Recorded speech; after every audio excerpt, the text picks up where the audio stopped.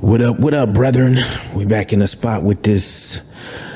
Going to talk today about something you may have heard in the news called LK-99. What is LK-99? Well, it may be something that changes how we see the world, the future, or maybe nothing at all. I think at anything, you may lead some information along a path about something important. So let's get into it. So first off, I want to show my work here.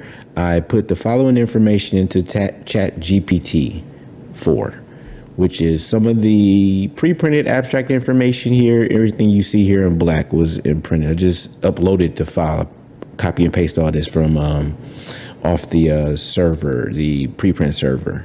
I can't pronounce it, like So here is the first paper or pre-printed abstract. Then some other information. Individuals were doing their own replication attempts, trying to make the substance themselves, and I'm going to get into it in a second. And if you're not sure, like what a superconductor is and why is that important and such. Also, just theoretically taking information from the initial paper and putting it into supercomputers and playing around to see what the potential functions of the structures was there. So some of this is what the information I put in there, and it's been interesting. We'll go over that as well. So without further ado, let's talk a little bit about what a superconductor is. Just super brief. I'm not going crazy, and I'm not even sure if I'm putting too many slides in with this, but basically I'm giving an analogy because it's going to come up with something called a diamagnet up as well, dimagnetism. And so once you understand the difference, it'll kind of help a little bit. So imagine, now I'm going to do a football analogy or any sport in your head, think of it as I say this, but it kind of plays like this. So as electrons go, without a good coach on the team and not being in the zone, like the whole team they have a lot of resistance from the other squad. They bumping into each other, bumping into the other team. It's just chaos. Now you may have some guys that get through and gals, but just generalities. You may have some of your people get through, and may have a lot get through and score touchdowns and stuff, but it's still a game going resistance. So at certain levels, and for now, it's been at extremes of temperature or pressure for the materials we found before. We found that materials, and every material, I could throw in slides show like this is the sign, every ambient temperature. A pure compound at certain, freeze it down, it becomes a superconductor. But so in my analogy, when you have a great coach and the fans on your back and you hit the flow state and you hit a perfect flow state, it's like the other team disappears. It's like you're just running drills out there, meaning you're able to do every play, every pattern perfectly and move without any resistance as if nothing's there. That's what happens with superconductivity. Dimagnetism is like you got a super good team and they can just push hard against the other team, and they can even do amazing things, but there's still another team on the field. It might be, you notice it, but like, oh wow, they're still just amazing how they're pushing against it, but we see the resistance from the other team.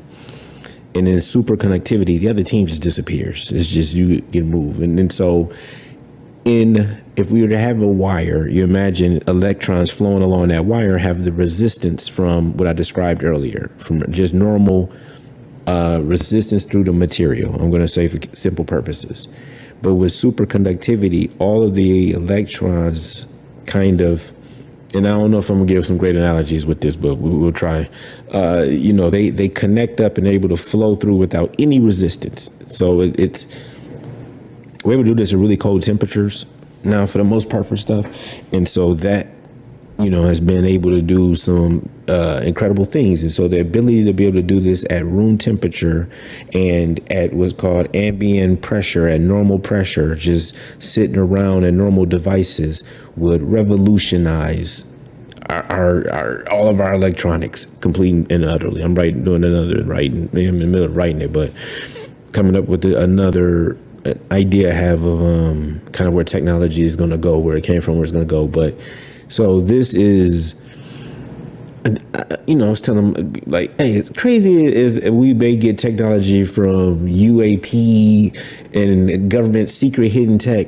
This is probably just as big of a discovery if we really do have. So it's not clear yet. And I'll show a little bit later where the not technology, but where some of the replication efforts have been yet at. But, this is a big thing if it is what it is.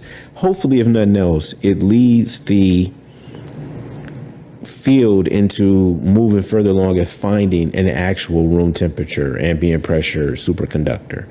So what I was thinking of, and I'm not sure if it's a great analogy, but electrons usually move as fermions, which in my head, and this may be wrong, people may yell at me, say I'm not knowing what I'm talking about, but I'm just a dumb person from the outside looking in.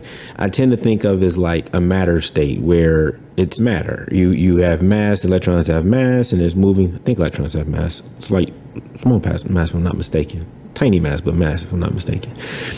But when they enter into this superconductive state, they form into what's called Cooper pairs, where they pair up, but they also form into Bose concentrates. So they become not fermions, but bosons, which to me is like light. So in my mind, like I said, I'm trying to simplify it for a dumb person.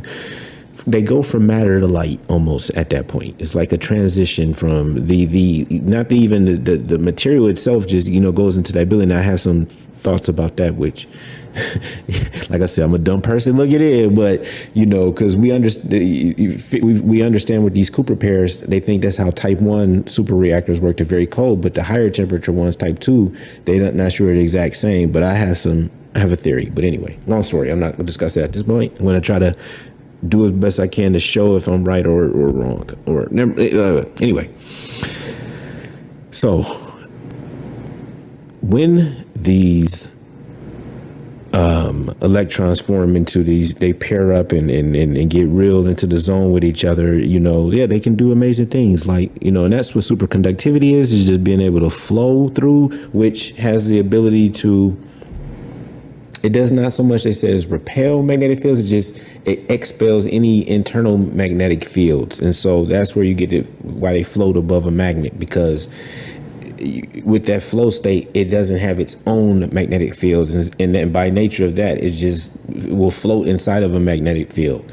But dimagnets are actually pushing against the magnetic field themselves as that group. And so I think they still probably have their own internal, but it just overrides the external magnetic field. So I may be wrong about that, but triple check that. But don't trick the artist. I have no idea what I'm talking about, but you're listening to the ramblings of a crazy man. But let's get into it. So put all that information in to see what we would read back, and it spit back this to it that recent research showed that this modified lead-apatite structure has been reported to exhibit room temperature superconductivity, a phenomenon that has been a long-standing goal in the field of material science. But they were saying they even had with this LK-99 with temperatures up to 400 Kelvin, which is about 127 Celsius, which is about 260 something Fahrenheit. Maybe off with that, double and triple check. Never listened to them back.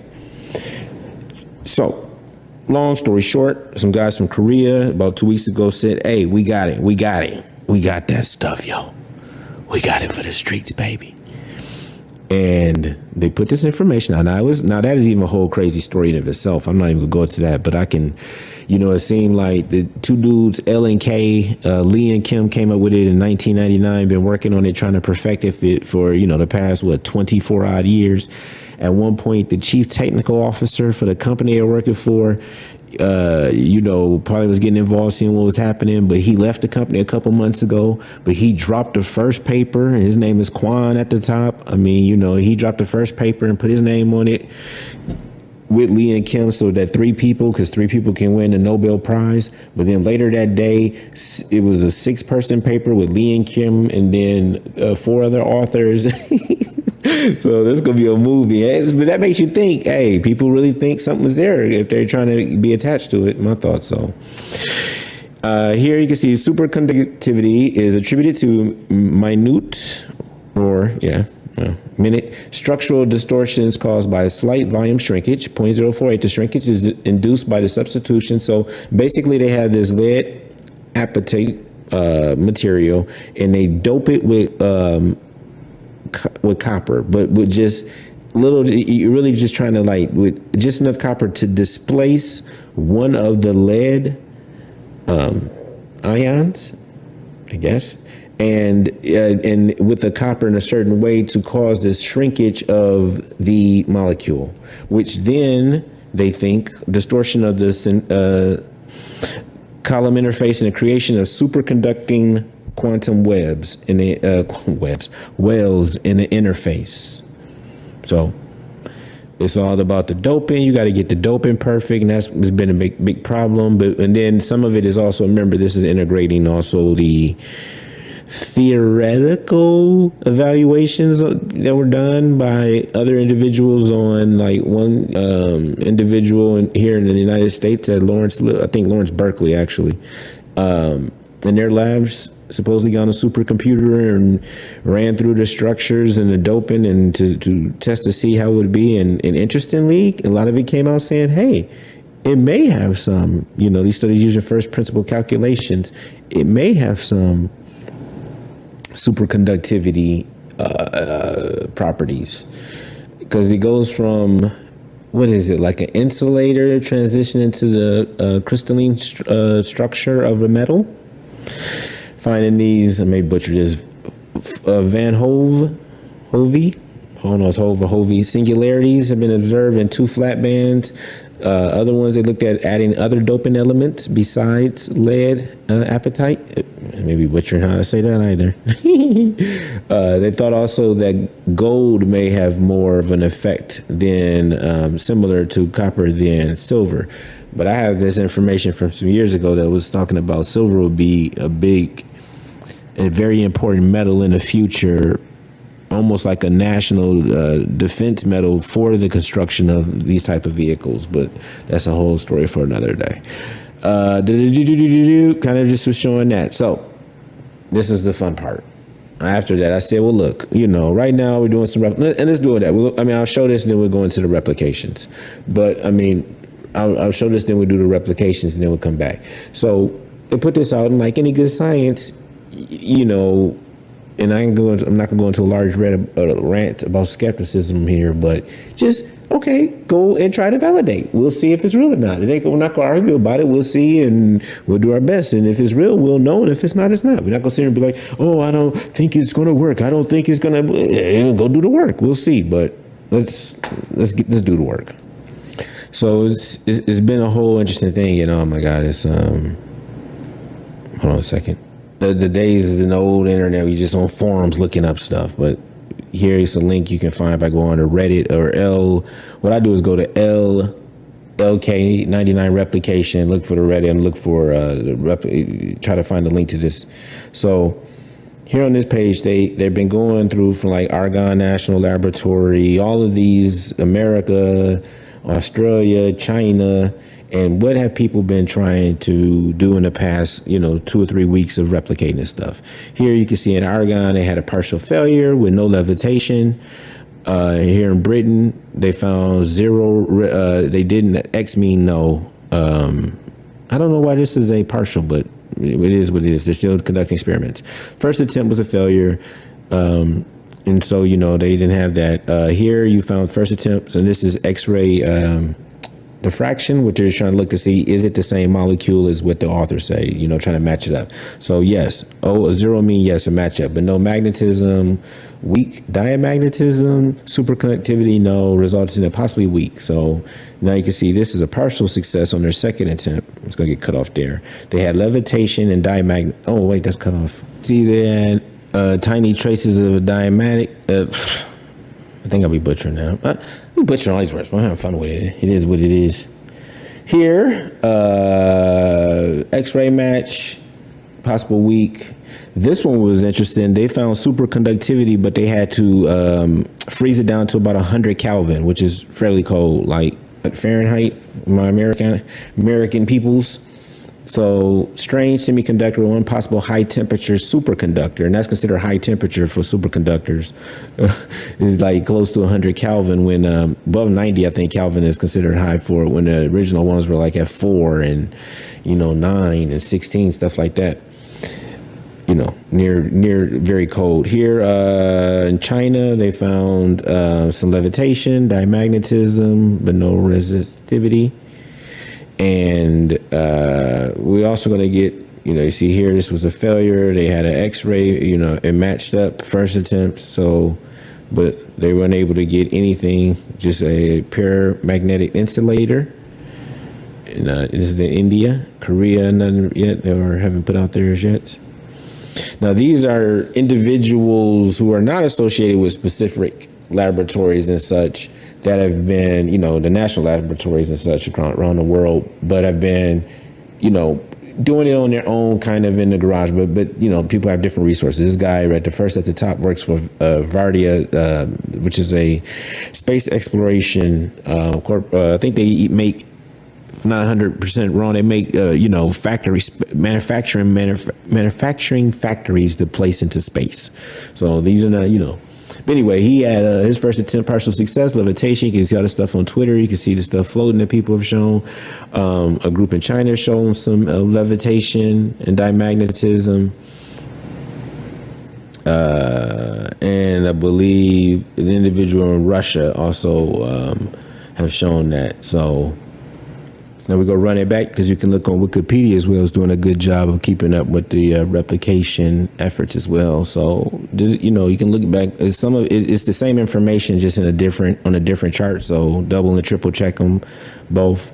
You can get the resources and references here, but it shows kind of what people have made. And this is from yesterday. So this is actually the information is a day late. So I double checked data and see no major breakthroughs, and I don't anticipate nothing for a couple of weeks. If there's going to be like, oh my God, yes, we're able to synthesize it, and we can theorize about that. We're not going to go too much longer into it. So I'm going to get to the main part.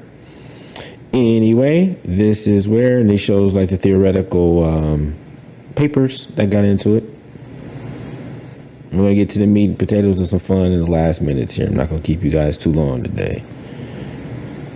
So I played around, threw this into ChatGPT and said, hey, what if this works? What if this is it? What if we do have a room temperature, ambient pressure superconductor? So told ChatGPT, you're going to design a superconducting quantum metamaterial using LK-99. And it had the information of what LK-99 was.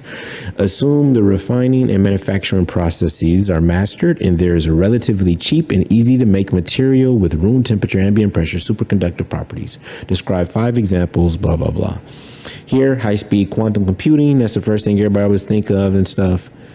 Energy storage and transmission, maglev, transport, medical imaging and therapies. You can be able to take MRI devices portable, advanced sensors and detectors. You make even more sensitive squids, tiny squids, which are sensitive magnometers.